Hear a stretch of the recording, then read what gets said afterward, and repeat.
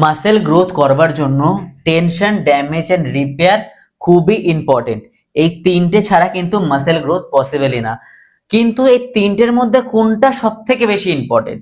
দেখো, টেনশন মানে কি? টেনশন মানে জিমে গিয়ে যখন আমরা লোড লিফট করছি, মানে ডাম্বেল বারবেল যখনই হেভি লিফট করছো এবং কন্ট্রোলের সাথে লিফট করছো, তখন তোমার মাসেলস এর মধ্যে একটা গ্রোথ সিগন্যাল আসে, যার কারণের জন্য টেনশন হচ্ছে আমাদের মাসেল গ্রোথের প্রাইমারি ড্রাইভার। ওকে। ড্যামেজ মানে কি? যখনই কোনো ডাম্বেল এবং বারবেলকে তুমি ইসেন্ট্রিক ফেজে, মানে খুব আস্তে আস্তে একদম ডাম্বেল এবং বারবেলকে নিচের দিকে মানে গ্র্যাভিটির কাছে নিয়ে যাচ্ছ, মানে একদম স্ট্রেচ করছো খুব ভালোভাবে, তখন তোমার মাসেলস ফাইবারের মধ্যে মাইক্রো ড্যামেজ হয়। ইভেন কি তুমি হেভি ওয়েট মানে হেভি ডাম্বেল বা বারবেলকে কন্ট্রোল অবস্থাতে ইসেন্ট্রিকে নিয়ে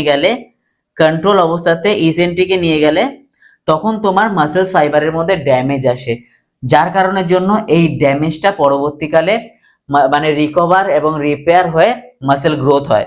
সেই কারণের জন্য ড্যামেজ কিন্তু সেকেন্ডারি। রিপেয়ার কি? ধরো তুমি ভালো লোড নিলে এবং ভালোভাবে ইসেন্ট্রিক কন্ট্রোলের সাথে ইসেন্ট্রিক একদম পারফর্ম করে ফোকাস দিয়ে মাসেল ফাইবারকে ড্যামেজ করলে এবং বাড়িতে গিয়ে একটা 7 থেকে 8 ঘন্টা ডিপ স্লিপ নিলে রাতে এবং হাই প্রোটিন ডায়েট ফলো করলে, তাহলে কি হবে? এখানে যে তুমি মাসেল ফাইবার ড্যামেজ করিয়েছো, মাইক্রো টিয়ার করিয়েছো, সেটা তখন যখন তোমার ভালো স্লিপ এবং হাই প্রোটিন ডায়েট যাবে তোমার বডিতে, তখন খুব সুন্দরভাবে এটা রিপেয়ার এন্ড রিকভার হবে। ঠিক আছে, যার ফলে মাসেল ফাইবার আগের তুলনায় আরো বেশি মোটা এবং শক্তিশালী হয়ে যাবে, স্ট্রং হয়ে যাবে। ওকে, সো এই তিনটে প্রসেস আছে যেটা ছাড়া মাসেল গ্রোথ পসিবল না। এইটা না যে যে কোনো একটা তুমি ফলো করলে তোমার মাসেল গ্রোথ হবে, একদমই না। তোমাকে তিনখানা ইকুয়ালি ফলো করতে হবে, তারপরে গিয়ে তুমি তোমার মাসেল গ্রোথটাকে দেখতে পাবে।